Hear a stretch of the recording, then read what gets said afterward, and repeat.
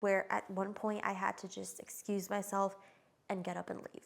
Hi everyone, my name is Natalie and I'm so excited that you're here. I want to share how I have dealt with fear-mongering, unsolicited advice, interrogations, then some tips and tricks and some phrases that you can use when you feel that you're in an uncomfortable situation. Now, I want to preface this video by saying that I'm not talking about family and friends that mean well, people that want to show you support and they want to show you that they care about your pregnancy. I'm talking about those uncomfortable questions and scenarios. I have a story, I'm going to share it. I'm going to keep everything private so that no one in my life can even speculate. I was at this gathering and I was with a friend of a friend talking, and she knew I was pregnant, and she asked me, hey, like, are you, expecting a boy or a girl? And I told her that we didn't know yet and that we were going to find out soon via blood, like via DNA. And so she calls her friend who is a nurse, and then she starts talking about a certain kind of test. And if I'm going to do it, she asked me, are you going to do this test? And I was like, actually, no. I just wasn't expecting her to just ask me that. I just, it's not the usual question. You don't just, ask women, hey, are you gonna get this test done? You sort of let them share, even if they want to share. And especially, I wasn't expecting this from a total stranger. This was the first time I met this nurse, this lady. And I felt like a deer in the headlights. So my first reaction was to be honest and to just say, I don't think so, actually. I don't think I'm gonna end up doing that. Probably not. And then she started fear-mongering. This is where it got a little crazy for me. She started saying, oh, well, I had a friend whose baby ended up being a stillborn because she declined those testings and screenings and things like that. Because she decided not to check for these potential conditions that could have been treated in utero. I was like, oh, okay. I'm not discrediting her story, but that's not gonna make me wanna do these screenings or not in the moment, right? I'm still analyzing, I'm still thinking about it. I'm like, oh, okay. This is the first time we meet. And so she's asking me about screenings and testings. And now she asks me if I will be birthing at home or in the hospital. And now at this point, I was starting to get a little uncomfortable because, again, this is a total stranger. And had she asked me in a different way, I probably would have been like, oh, we're thinking about, this kind of birth. But it was just so direct. I just felt like I was being interrogated, where I kind of just got all not defensive, because I didn't react in a defensive way, but I sort of started putting my guard up because I was like, oh my gosh, why is she asking me this? My heart started racing. I started getting warm. Because I don't know, I just felt like I was being put on the spot. And I actually told her I wasn't sure of what I wanted. That's not true at all. I'm very sure of the kind of birth that I want and of the kind of place where I want to birth. I know all that.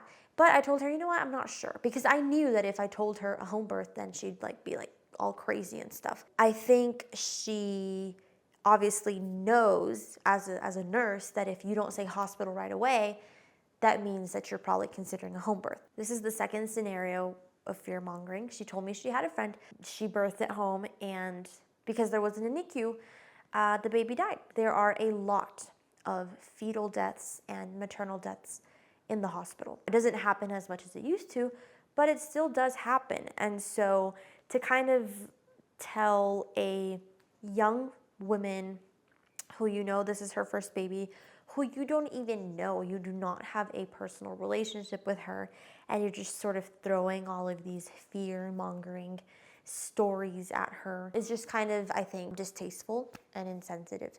And so at that moment, I felt super uncomfortable, and I started getting up to leave because I just knew where this conversation was going to continue, and I actually didn't have anything else to add to it. I started to get up and leave, and I told her, I appreciate your insight. I don't necessarily agree with you, but I appreciate the information that you've told me. And then before I go, Like literally as I'm getting my purse to leave, she's like, oh, but are you having a midwife or are you gonna be with an OB? I told her, actually, my husband and I are just gonna do what's best for our family. I was getting my purse, trying to go, because I also didn't wanna be just like disrespectful and just like leave in her face. This is the third thing. She told me, it's really important that you see an OB, because most midwives don't push women hard enough to all of the testing and all the screening that they should do, and that's why most babies end up dying, which is just totally untrue. Home births have a very low fetal mortality rate. You don't have all these bright lights, you don't have all these interventions, you don't have this pressure to birth your baby like now. Instead, you're given the opportunity to labor at home and birth when baby wants to come. You know, that kind of stuff just naturally puts your nervous system at a just more relaxed stage. And if you've read this book, Ina May's Guide to Childbirth, she talks about the sphincter law, and she talks about how just like when you pee or when you do number 2 in the restroom, things open and close naturally when they are left alone. And so most women who feel very pressured, their labor can actually stall and can actually go back. So she put some stories in there of women whose baby was literally about to crown. Everybody was seeing it. Somebody made a loud noise. Somebody's like some nursing student's face was like disgusted because they had never seen a baby come out. She thought there was something wrong with her baby, and her baby literally like suctioned back in. So there are real reasons as to why women would feel more comfortable at home versus in the hospital. But I think that it's just very insensitive to talk to a stranger that way and just like tell them all of these weird situations and promote this fear when you don't even know them. With that said, I want to talk about some scenarios and how you can respond to them. 2 phrases for when you just don't feel like engaging at all. You just don't want to share that. The first thing you can say, I'm actually not going to be sharing that. I'm actually going to be keeping that private for now, but thanks so much for your concern. And you can be polite, you can be friendly. A normal person is gonna be like, oh, okay, yeah, no problem, no worries. They might even be like, oh, I'm so sorry, I didn't want to come across as like I was intruding or anything like that. And you could be like, oh, it's fine, it's fine. Probably a weird person or someone who feels like they're entitled to knowing might be like, but why? But why are you not sharing? Stuff like that. So that's gonna be your decision if you remain in that conversation or if you get up and leave. Another thing you can say, so if this happens with people you don't even know, we're actually not discussing any details with strangers, but thanks so much for your concern. And that is definitely a little more like you're kind of nudging at the fact that we don't even know each other. You could just be polite about it. Having boundaries is so necessary during pregnancy. I used to be very eager about sharing all my details with people back in the beginning of the pregnancy. And as time has progressed, I'm very vague. And people in my personal life, family, friends that I actually have a relationship with, I don't mind discussing the details with them. If you were to decide, like, hey, I know what we're having, and we don't want to share. And someone's like, oh my goodness, congratulations, are you having a boy or girl? You can say something like, we actually do know, but we're choosing to keep it private for now. And then you just smile. And that's totally fine. If someone asks you, how many weeks are you? Like, how far along are you? Again, if you're totally fine answering that, like for me, I'm fine sharing that with people, then you could just share it.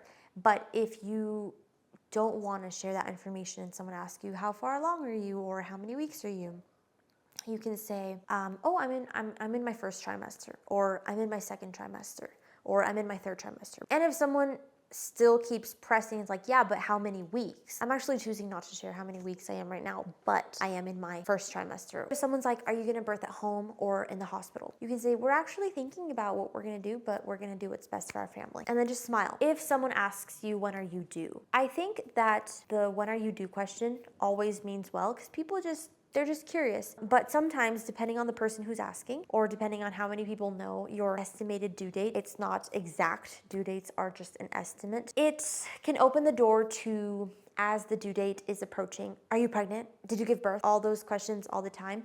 And that could be a little annoying. Oh, I'm due mid-April, or I'm due end of June, or I'm due early October. Or even the season, like, oh, we're due in spring, or oh, we're due in summer, or we're due in fall. So yeah, this is how I would approach just the interrogation, the unsolicited advice, the fear mongering. Again, this is not directed for the people that mean well, and again, people that are respectful and that are normal are going to be fine with your answer. If someone gets upset by you establishing boundaries, then that's their issue. Thanks so much for watching this video. If you have had any situations like that, or you have any other like suggestions for, you know, moms and things like that that are reading in the comments, please write them down below because I would love to read them as well. See you in our next video.